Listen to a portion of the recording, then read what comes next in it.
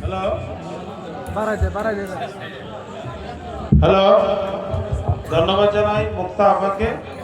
আমাদের মাঝে নুরালম সরকার একটি পিকচার শোনাইছে, এর আগেও একটা দেহাত্মক গান হয়েছে, খুব ভালো মানের গান। যারা গান ফোন করেন বাংলাদেশের বিভিন্ন বিশেষ করে আপাকে কিছু বকশিশ করছেন, 1 মিনিট সময় দিতে মাজার কমিটির সদস্য মাজারের বাড়ি উনি 100 টাকা দিচ্ছে। ইসমাইল ভাই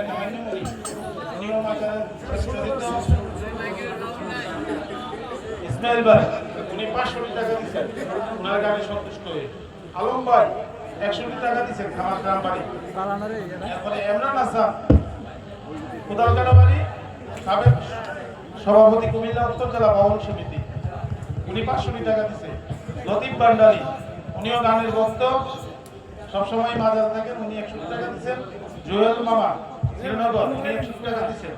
কাজী মাসুদ দিগিরপাড় গণপরিষদ, বাংলাদেশ গণপরিষদের দায়িত্বে আছেন।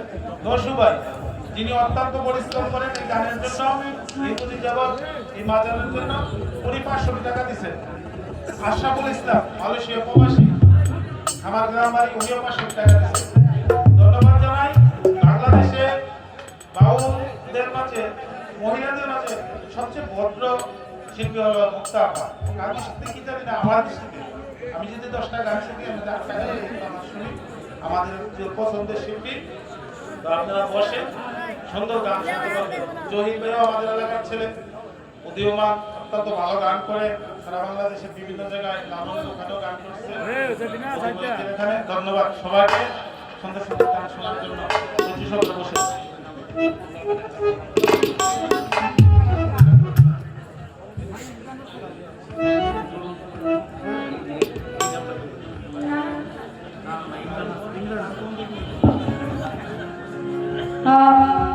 আমাদের মরহুম নুরালম সরকারের পক্ষে এমরান হাসান কোদালকান্দার থেকে আগত, সাবেক সভাপতি বা বাউল সমিতি কুমিল্লা উত্তর জেলা, উনি আমাকে 500 টাকা দিয়ে দোয়া করেছেন।